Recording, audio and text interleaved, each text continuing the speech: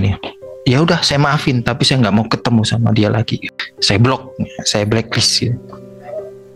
Kok gitu? Iya kan Rasul juga gitu. Si siapa namanya yang membunuh Hamzah, Wahsy ya. Ya Wahsy dimaafkan, tapi bisa nggak jauh-jauh gitu. Rasul yang begitu. Sekarang saya bilang, antum boleh bersikap seperti Rasul dengan cara nggak mau ketemu muka dan lain sebagainya, dengan syarat musibah yang menimpa antum sama dengan Rasul. Apa itu?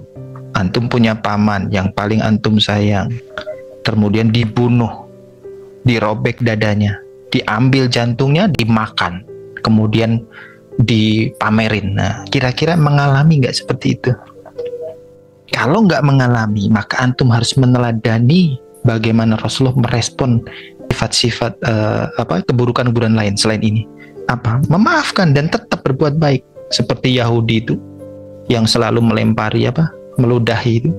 Mana ada Rasul nggak mau ketemu, nggak mau lihat situ lagi, nanti diludahin. Nggak ada. Jadi selain kepada Wahsy, Rasul itu totally memaafkan dan tetap berbuat baik, berinteraksi. Nggak ada yang nggak mau ketemu muka, nggak ada. Nah, maka kita akhirnya kalau mau meneladani Rasul ya jangan kena mental dikit, nggak mau ketemu, akhirnya ngeblok, saling tidak silaturahim. Itu berarti masih ada sakit mentalnya itu. Masih ada rasa belum plong memaafkan. Ini sama saudara, apalagi sama pasangan, apalagi sama anak, apalagi sama orang tua. Mereka jauh lebih berhak mendapatkan pemaafan kita. Itu kunci harmonis. Ya, kuncinya maafkan tanpa syarat.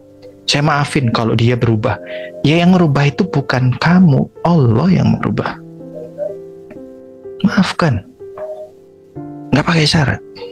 Kalau masih ada syarat berarti belum memaafkan. Jadi pemaafan itu sama dengan cinta. Cinta itu kalau masih ada karena itu masih rasional ya. Cinta itu kan dari hati. Dia ya cinta. Karena cinta ingin bahagia, membahagiakan yang dicintai. Akhirnya ya dia akan memberikan pengorbanan, perjuangan. Walaupun ya kadang ya kayak Rasul lah, diludahin Yahudi, dia tetap, Rasul tetap cinta nggak? Tetap bersikap rahmah.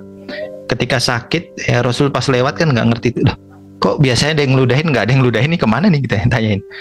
Dia sakit Rasulullah menjenguk, dan ternyata orang yang pertama dan satu-satunya menjenguk Rasulullah di antara semua tetangganya, nggak ada yang jenguk. Itu kan karena cintanya Rasul. Sebagaimana Rasulullah dihantam, dihajar di Taif, seandainya ya malaikat aja emosi kata kalau saking belangsaknya itu orang Taif gitu ya. Rasul digituin, dihantemin, dihajar sampai berdarah.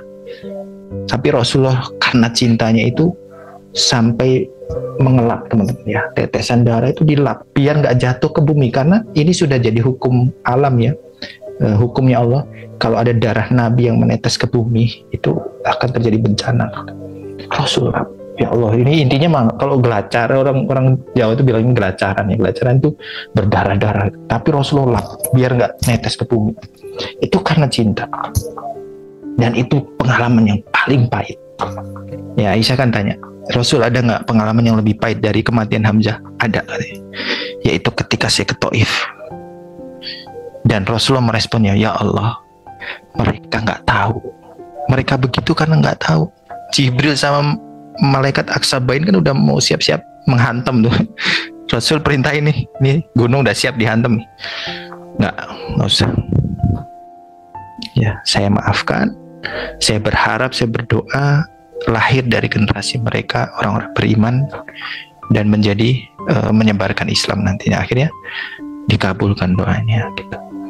Nah gitu teman-teman ya. Jadi nggak pakai syarat ya. Itu yang membuat kita terbelenggu dengan tadi ya, normalisasi inner child, normalisasi apalah. Nggak.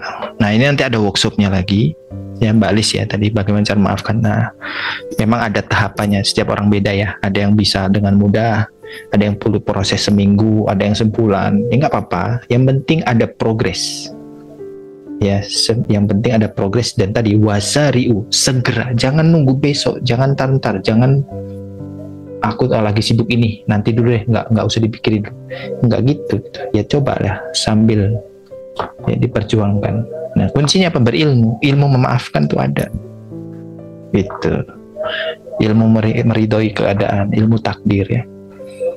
Nah jadi kalau kita, salah satunya gini saya gambarkan ya, ambillah ibroh kejadian dari orang-orang sekitar atau kisah-kisah masa lalu. Kalau kita nggak bisa, ya, cepat atau lambat Allah akan kasih ujian yang membuat kita paham. Jadi mau sukarela atau dipaksa gitu. Kalau sukarela berarti pahami melalui ibroh kejadian-kejadian yang ada, dan jangan lakukan kesalahan yang sama dengan orang lain lakukan. Tapi kalau masih bandel, nanti Allah kasih ujian yang persis sesuai kebutuhan biar kamu paham. Dengan ujian ini, jadi kamu dapat ilmunya, dapat hikmahnya, dapat ibrohnya. Karena kemarin dengan pelajaran orang lain masih belum paham, dikasih ujian. Nah, apa mau nunggu dapat ujian, enggak kan? Nah, ambillah ibrohnya dari yang lain, lakukan ya pemaafan itu, segera ridho dengan takdir, segera perbaiki keluarga, ya. Gitu. Kurang lebih begitu ya, Mbak. Nanti detailnya di workshop